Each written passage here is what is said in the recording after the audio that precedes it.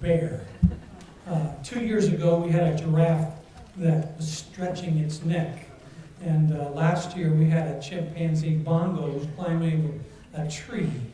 Or we had a Christmas tree there. But it's all gone. We were hoping to get a East African crane that laid eggs, and then the eggs hatched into chicks. But the guy that made the giraffe and the chimpanzee, it just happens that his church is using the East African crane as a missions barometer in their church, and so it trumped our need. Just want you to know that, okay? But next year, we'll get that. So we're working on something that would be a barometer for missions, by the way. We exceeded our goal for missions by over $3,000 this past year, $64,500 plus. And so, great job, church. So anyway, it looks a little bare. Next week when you come, it's going to look even a little more bare when all of this is gone. And we've been blessed with it for over a month now. But it's all going to disappear. But aren't we thankful that our worship gets enhanced but is not dictated by what's in front of us? It's the fact that Jesus is in our midst, and we get together corporately and focus on Him. Last Sunday, Lisa and I were not here. We were in Siesta Keys, Florida, and at earlier than 9 o'clock, we were worshiping at Trinity United Methodist Church.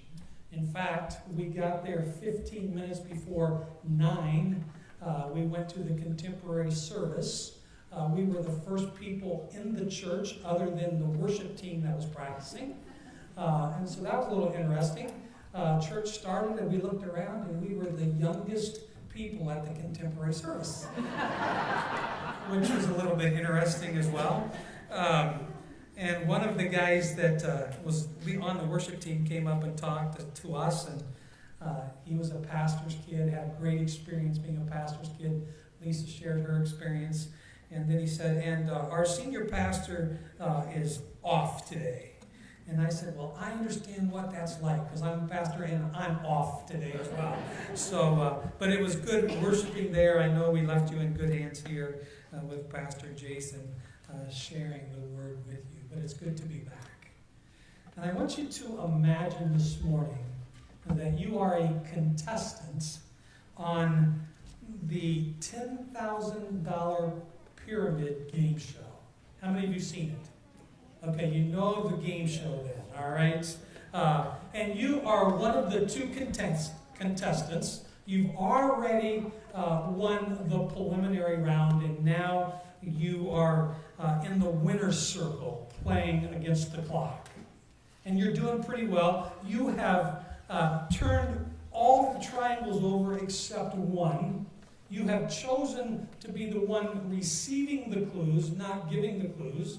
And so the clock's ticking down and you're hearing these words: Elmer's, Gorilla, Carpenter's, Loctite, Tight Bond, Epoxy. And what are you saying? Glue. Types of glue, and you win $10,000. Isn't that exciting?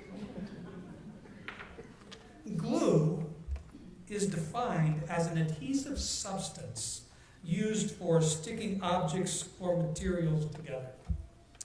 And Bob Vila believes every homeowner should keep a few different types of adhesives on hand to tackle all those little broken things that are a part of everyday life. I don't know what kind of adhesives or glue you carry on hand at your house. We have Elmer's, I think. I know we have Carpenter's glue. I think we have Gorilla Glue. So those are some that we have. Bob Vila goes on to present some sticky situations that we encounter in our homes and gives us the best glue to use to correct those broken things. One of the sticky situations is damaged glass.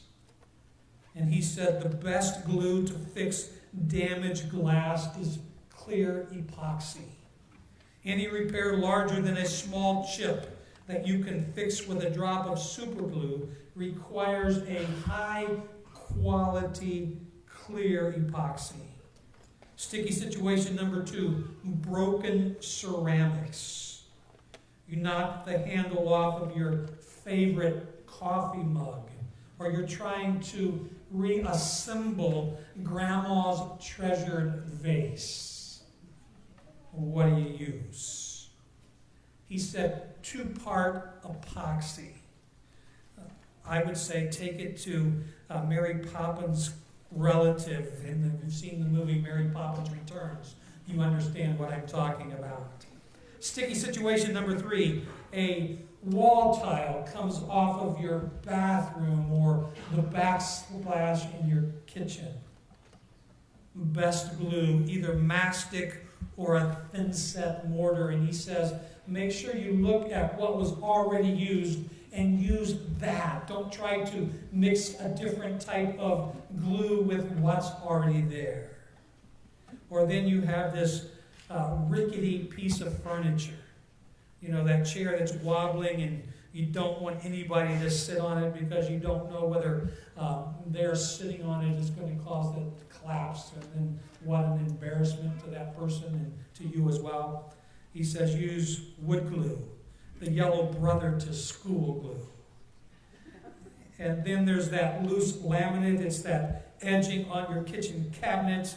Ours, it would be right above where the dishwasher is, because the heat from the dishwasher has a tendency to affect the glue that's there.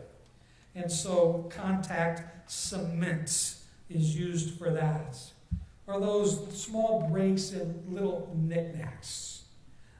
Use Gorilla glue there, he says. And I say all of that because just as glue is needed at homes to hold things that are broken together, glue is also needed in church. In fact, we're beginning this sermon series, Glue, Stickiness Matters, this morning. And throughout the month of January, we're going to be looking at keys that hold us together. Key principles to keep people connected to church. And I want you to know, we aren't the only church that is going through this sermon series this month.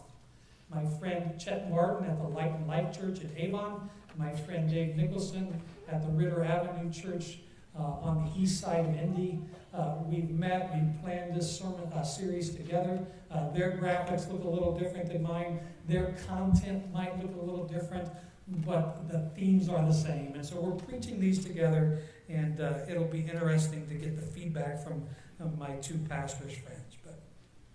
So, glue, stickiness matters. What are the key principles to keep people connected to church?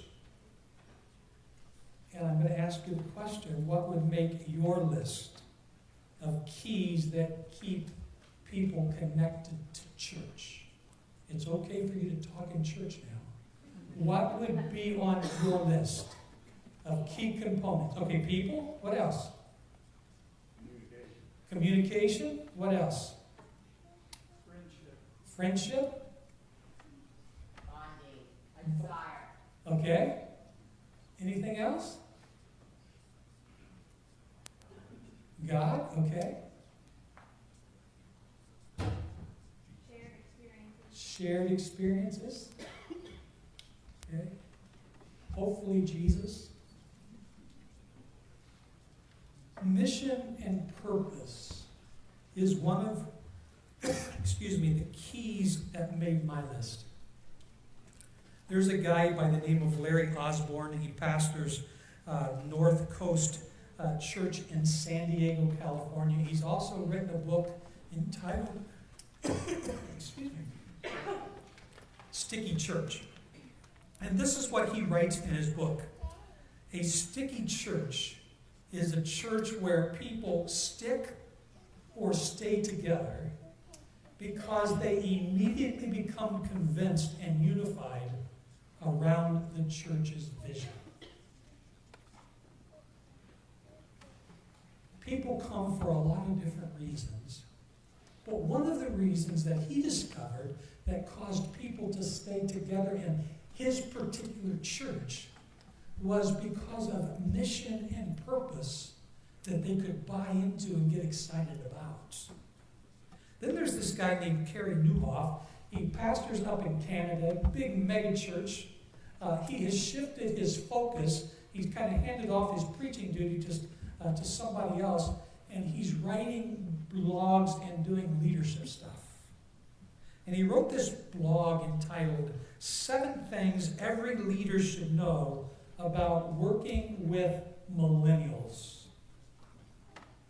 And he says this: millennials want to work towards a greater cause, or a cause bigger than their pastor or even the bottom line. And he says this: millennials want to change the world and believe they can do it. What this means is that your mission is more important than ever today. Leaders who want to preserve the institution, pad the bottom line, or simply grow the organization will struggle to attract and keep these young leaders. If you're truly mission-driven, which means you want to reach people and impact your community, your ethos has an instant appeal to younger adults. So keep mission central. Now there's someone long before Larry Osborne, long before Kerry Newhoff, who understood the importance of purpose and mission. He understood it was a glue that caused people to stick together. And that person is Jesus. Matthew, at the end of his gospel, the Gospel of Matthew, writes these words: Then the 11 disciples went to Galilee, to the mountain where Jesus had told them to go. When they saw him, they worshipped him, but some doubted.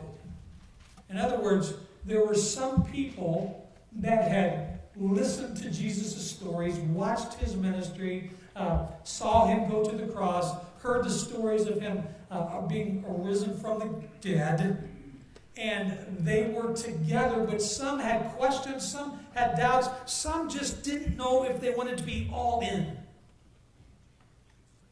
The stickiness wasn't quite there for them. And then coming back to the passage, so then Jesus came to them and said, All authority in heaven and on earth has been given to me. Therefore, go and make disciples of all nations, baptizing them in the name of the Father and of the Son and of the Holy Spirit, and teaching them to obey everything I have commanded you. And surely I am with you always to the very end of the age. Now this is known as the Great Commission. And this, coupled with the Great Commandments, has served as a unifying purpose for the church for years. But did you catch what Jesus said there? Go make disciples of all nations. He's giving mission. He's stating purpose. You're to get out of your seats and go out to where hurting and broken people are. I want you to be among the people. I want you to be among the masses. And as you're there, what I want you to focus on is helping them become a disciple. And it's not just to a specific group of people. I want you to have a broad mindset that is for all people, all nations. Everyone that you would encounter this week when you leave church and go about your weekly schedule. That's huge.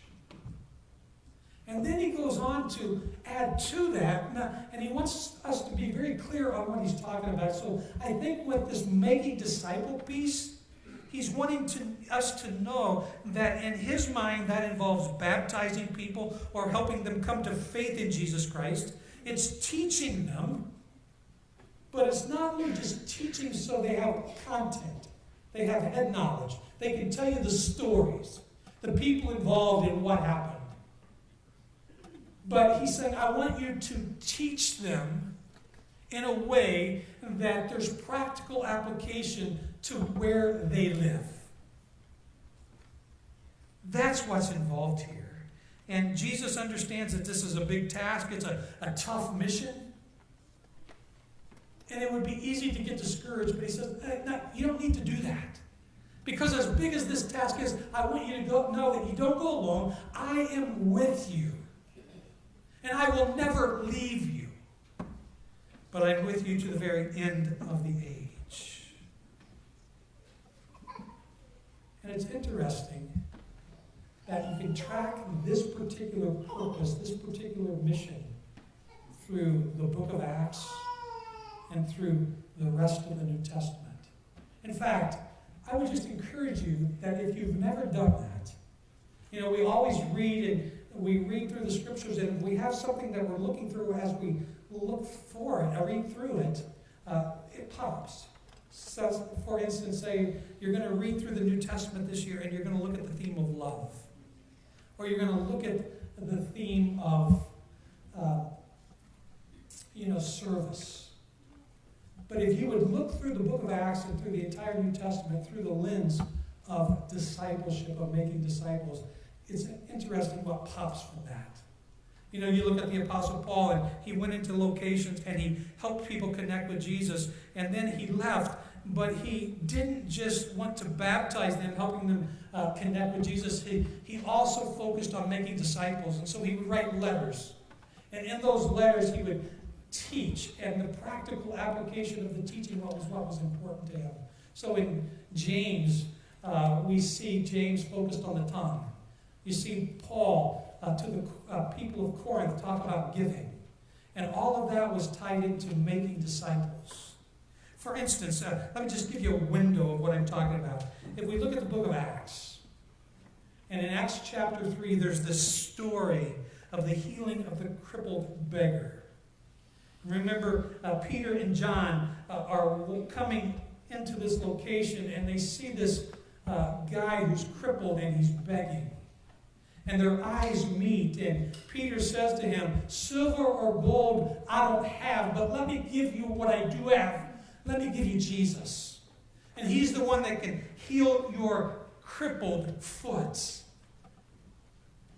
And he touches that foot, and it is strengthened, and the man rises. And the crowd around is just puzzled and amazed.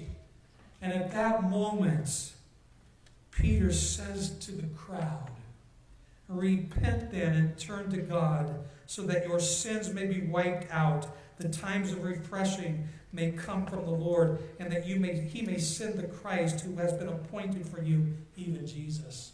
I believe that's the baptizing piece of Jesus' commission, his mission, his purpose.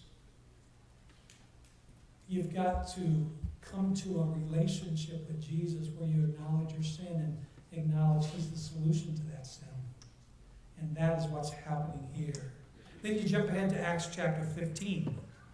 And at the meeting of the council in Jerusalem. And it's interesting as you begin looking at that particular chapter, in chapter 1, verse 1, chapter 15, some men came down from Judea to Antioch and were teaching the brothers, unless you're circumcised according to the custom taught by Moses, you can't be saved. And then you get this lengthy dialogue of what's going on in the conversation. And at the end of that chapter, in chapter 15, verse 19, James speaks up. And he says, it's my judgment, therefore, that we should not make it difficult for Gentiles who are turning to God. They had an idea of what they were to be doing, but it was not completely according to Jesus and how he lived. And so they needed their thought process corrected. And James helps them in that process. And then as you see Peter, James, and John, along with Paul, carrying out mission throughout the New Testament, we find them at times offering hope, at other times having to speak truth. The believers in Galatia, some of them thought it was Jesus plus circumcision. Paul had to correct that, saying, no, who came in here and has muddied the water? It's not circumcision, and it's Jesus only.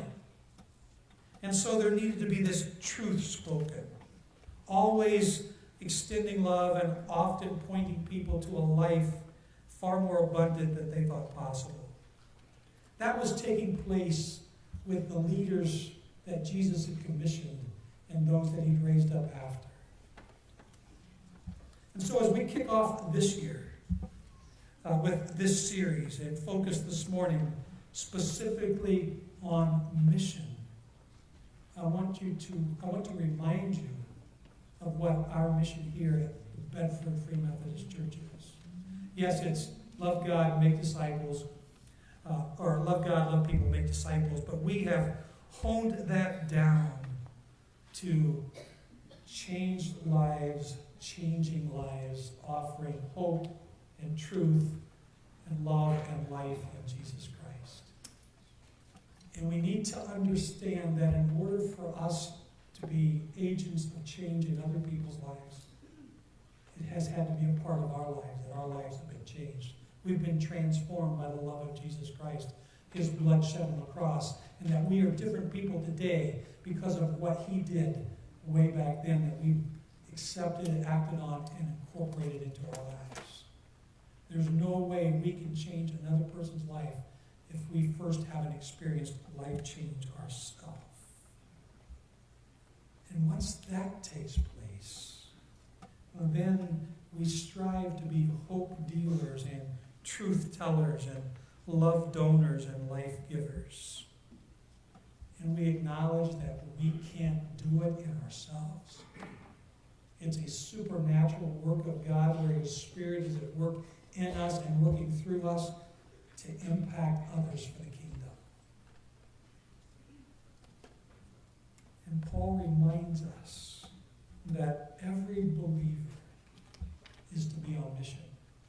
Every believer has at least one spiritual gift. Most of us have more than one, we have several. And as Paul reminds us of that, he also reminds us that in order for us to be effective, we have to be using our gifts on mission. We can't just acknowledge we have it and then sit and soak. We have to acknowledge that we've been given a gift and that we want to use it to help further the kingdom. I don't know if you know what your gift is, but if you don't, come talk to one of the staff.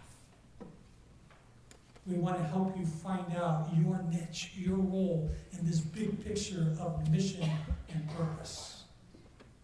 If you know what your gift is, are you using it for Jesus' mission of making disciples?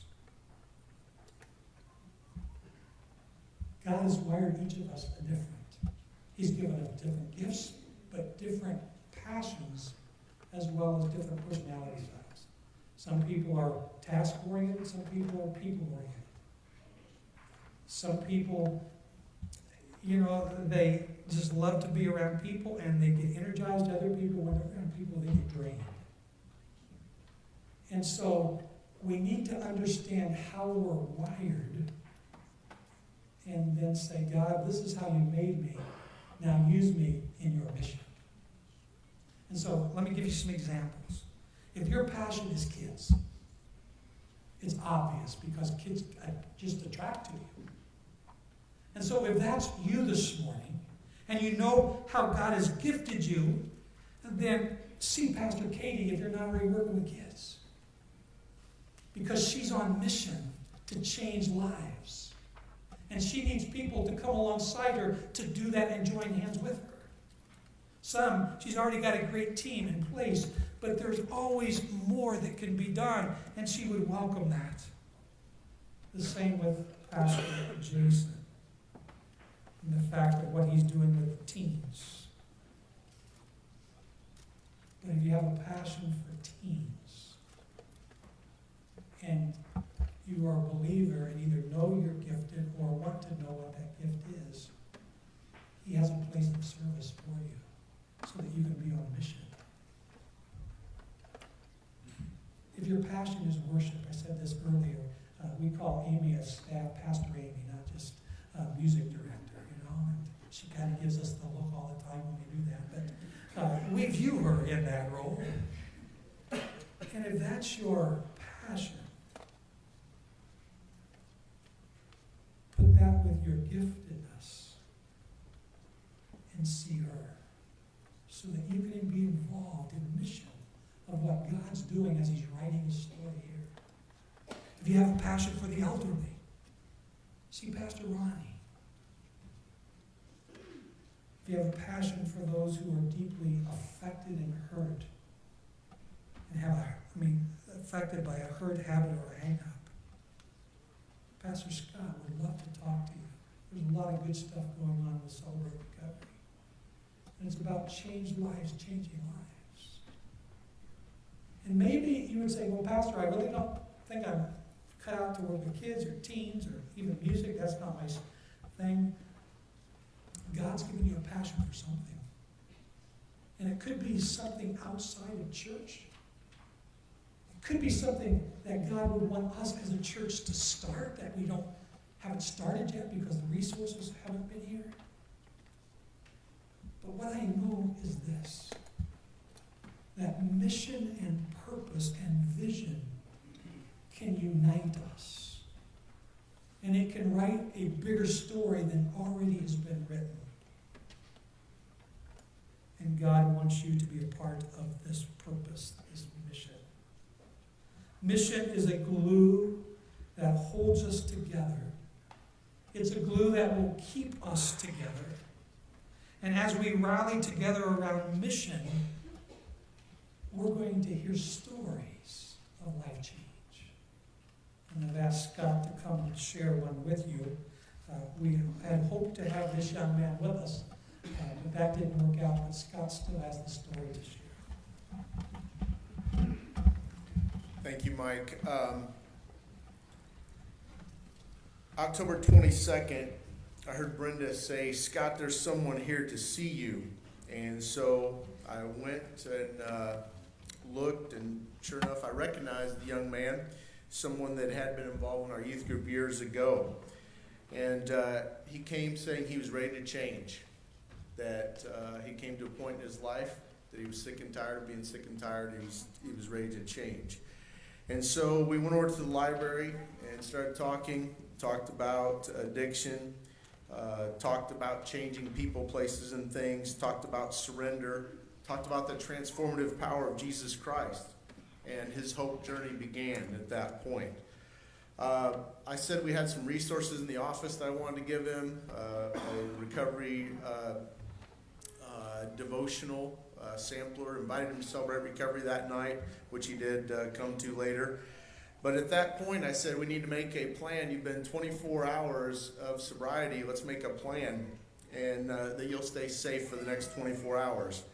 And so I said, and part of that plan is you got to get rid of everything you have. If you have anything that's going to jeopardize that, you have to get rid of everything. And he said, I'm not going to lie, I still have a pipe. I was like, okay, well, just get rid of it. And he said, how about if I give it to you? It's like, okay. So later I walked into Mike's office and said, hey, look, I'm going to throw this away. But that point was complete surrender. I'm giving this up. And that was very, very important, that he surrendered his life to Christ and then had that vertical relationship with Christ, and then horizontal relationships of accountability and a family. He was introduced to a Celebrate Recovery family that night, had a great meal, and then he started that journey. 48 hours or 24 hours later, 48 hours of sobriety, we went to Arby's and celebrated. And someone walked by and he showed him his Celebrate Recovery coin, and the person tapped him on the back and said, "I'm proud of you." And so it was a great moment. A week later, we went and celebrated 1 week at Arby's again. Just a couple weeks ago, we went to Golden Corral and celebrated 60 days of sobriety. In the meantime, he continued to attend other meetings and I stayed very involved in the beginning. We went to Celebrate Recovery basketball game, started a 12-step. Over Christmas, we met we usually meet on Tuesdays, so we met on a Sunday because it was going to fall on Christmas Day. It was going to be on Tuesday. So we met on Sunday, and after that, I got a text, as my meeting was wrapping up with him, I got a text from my family and said, "We're playing board games, invite him over." So he came over to Phil and Katie's house, and we started playing some board games. And that was a test for his sobriety, I think, with 2 toddlers and all the babies running around and crying and everything. One time he asked to go out and smoke, and we said, "That's cool, go ahead." But he came and did something with our family. That was important because on that day, recovery's not easy. He had had an arrest dealing with something that happened in the past. And that morning, I got a text from him during the Sunday school hour that said, "Could you call me as soon as possible?" And so I excused myself from our group, and I went and called him, and he told me about what had happened. And I sent him this text: "Hang in there. This is all from the past. You're doing awesome. Keep up the good work. We, meaning God, you, and I, and your recovery family, will get you through this. You have our support." And I appreciate you allowing me to be there, to be that support and that help, and having a church family, a Celebrate Recovery family that surrounds him. I look forward to celebrating his 1 year. We've made plans to go to Texas Roadhouse at his 1 year of sobriety. Some of you, you're invited as well to come along. You're on your own, but come along with us and celebrate that. But I read to him on the first day he started that recovery journey. I read this passage out of Psalm 18, out of the Message. "What a God, his road stretches straight and smooth. Every God direction is road tested. Everyone who runs toward him makes it." Jesus Christ transforms lives and changes lives. And we have that greatest message that we continue to offer hope and truth and love and life in Jesus Christ. And I just have to say, this is just one person that I've seen that happen to. There are so many more. There's others that we need to continue to pray for that still are working with what surrender means and what Christ's love means in their life. But I appreciate a church body who is supportive of a program that allows us to do that. Thank you very much.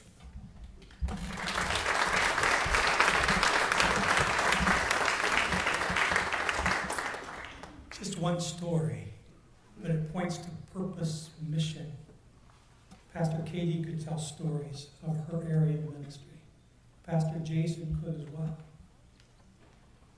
My question is, as we join hands, get serious about purpose and mission, understand that all of us have a role to play in that.